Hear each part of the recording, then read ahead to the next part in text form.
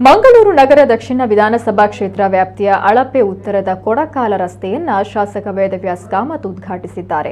ಸ್ಥಳೀಯರ ಕೋರಿಕೆಯಂತೆ ರಸ್ತೆಯನ್ನ ಅಭಿವೃದ್ಧಿ ಮಾಡಲಾಗಿದ್ದು, ಹೊಸ ರಸ್ತೆಯನ್ನ ಶ್ರೀ ವೈದ್ಯನಾಥ ರಸ್ತೆ ಅಂತ ಮರುನಾಮಕರಣ ಮಾಡಲಾಗಿದೆ.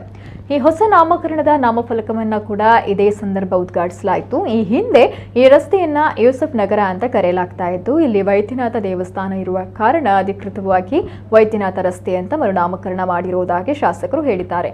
ಮಹಾನಗರ ಪಾಲಿಕೆಯ ದಾಖಲೆಯಲ್ಲಿ ಯೂಸಫ್ ನಗರ ಎಂಬ ಹೆಸರು ಅಧಿಕೃತವಾಗಿ ಇಲ್ಲವಾಗಿದ್ದು, ಇಲ್ಲಿನ ನಿಕಟಪೂರ್ವ ಪಾಲಿಕೆ ಸದಸ್ಯೆ ರೂಪಶ್ರೀ ಪೂಜಾರಿ ಅವರು ಪಾಲಿಕೆಯಲ್ಲಿ ವೈದ್ಯನಾಥ ರಸ್ತೆ ಹೆಸರಿಡುವಂತೆ ತಮ್ಮ ಅವಧಿಯಲ್ಲಿ ಪ್ರಸ್ತಾವನೆ ಸಲ್ಲಿಸಿದ್ರು.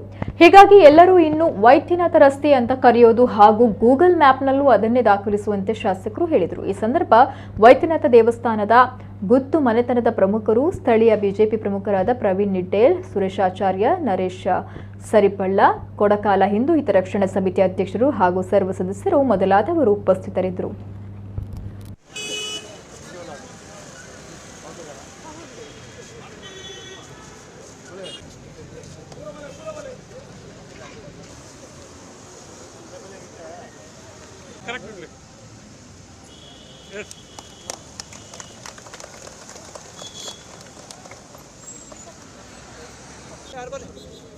ಕೈ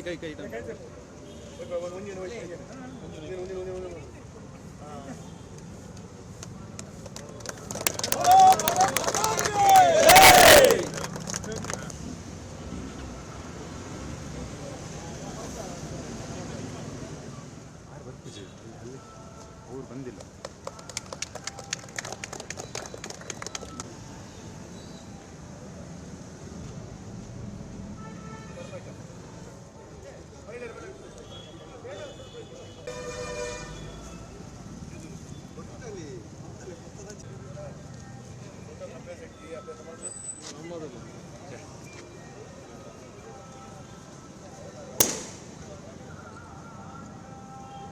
ಈ ರಸ್ತೆಗೆ ಯೂಸುಫ್ ನಗರ ಅಂತೇಳಿ ಹೆಸರು ಎಲ್ಲೋ ಕಾಣಿಸ್ತದೆ ಅಂತ ಹೇಳುವಂಥದ್ದನ್ನು ಉಲ್ಲೇಖ ಮಾಡಿ ಬಹಳಷ್ಟು ಇದರ ಬಗ್ಗೆ ಚಿಂತನೆ ಆಯಿತು.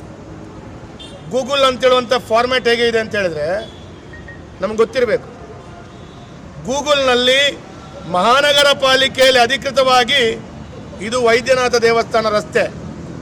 ಆದರೆ ಯಾವುದೇ ರಸ್ತೆಗಳು ಗೂಗಲ್ನಲ್ಲಿ ಒಂದು 50, 100, 1000 ಜನರು ಅದನ್ನು ಯೂಸುಫ್ ನಗರ ಅಂತೇಳಿ ಹಾಕಿಕೊಂಡು ಉಲ್ಲೇಖ ಮಾಡಿದರೆ ಹೆಚ್ಚು ಜನರು ಏನನ್ನ ಹಾಕಿ ಉಲ್ಲೇಖ ಮಾಡಿದ್ದಾರೆ ಅದನ್ನು ತೋರಿಸ್ತದೆ. ಮಹಾನಗರ ಪಾಲಿಕೆ ದಾಖಲೆಯಲ್ಲಿ ಅಧಿಕೃತವಾಗಿ ಆ ಹೆಸರಿರಲ್ಲ. ಹಾಗಾಗಿ ಇವತ್ತು ಒಂದು 100 ಜನ ಯೂಸುಫ್ ನಗರ ಅಂತ ಮಾಡಿರ್ಬೋದು. ಅವ್ರು ಏನು ಬೇಕಾದ್ರೆ ಮಾಡಿಕೊಳ್ಳಿ, ಅದರಲ್ಲಿ ನಮ್ದೇನು ಅಭ್ಯಂತರ ಅಲ್ಲ. ಅವರು ಖುಷಿ, ಅವರಿಗೆ ಸಾಮರ್ಥ್ಯ ಇದೆ ಅಂತ ಹೇಳಿದ್ರೆ ಅವ್ರು ಮಾಡ್ಕೊಂಡಿದ್ದಾರೆ ಅಂತ ಅವ್ರು ಹೇಳ್ಬೋದು. ಆದರೆ ನಮಗೆ ಸಾಮರ್ಥ್ಯ ಇದೆ. ಅದಕ್ಕಾಗಿ ಮಹಾನಗರ ಪಾಲಿಕೆಯ ಆಡಳಿತದಲ್ಲಿ ನಮ್ಮ ವ್ಯವಸ್ಥೆಯಲ್ಲಿ ಇದಕ್ಕೆ ಅಧಿಕೃತವಾದಂಥ ನಾಮಪತ್ರವನ್ನು, ನಾಮಫಲಕವನ್ನು ಮತ್ತು ಆದೇಶವನ್ನು ನಮ್ಮ ಆಡಳಿತವನ್ನು ಇವತ್ತು ಮಾಡಿಕೊಟ್ಟದ್ದನ್ನು ನಾವು ಇವತ್ತು ಅನುಷ್ಠಾನ ಮಾಡ್ತಾ ಇದ್ದೇವೆ. ನಾವೊಂದು 100-200 ಜನ ಗೂಗಲ್ನಲ್ಲಿ ಅದರ ಮಾಹಿತಿಗಳನ್ನು ತಿಳ್ಕೊಂಡು, ಅದರ ಪರಿಣತರತೆ ತಿಳ್ಕೊಂಡು ಅದನ್ನು ವೈದ್ಯನಾಥ ದೇವಸ್ಥಾನ ರಸ್ತೆ ಅಂತೇಳಿ ಹಾಕಬೇಕು. ಅದರ ನಂತರ ಅದು ಕಾಯಂ ಆಗಿ ವೈದ್ಯನಾಥ ರಸ್ತೆ ಗೂಗಲ್ನಲ್ಲಿಯೂ ಸರ್ಕಾರದ ಮಹಾನಗರ ಪಾಲಿಕೆಯಲ್ಲೂ ಇರ್ತದೆ. ಮಹಾನಗರ ಪಾಲಿಕೆಯಲ್ಲಿ ಇರ್ತದೆ ಅಂತ ಹೇಳಲಿಕ್ಕೆ ಇವತ್ತು ನಾವು ಉದ್ಘಾಟನೆ ಮಾಡಿದ ಬೋರ್ಡೇ ಸಾಕ್ಷಿ.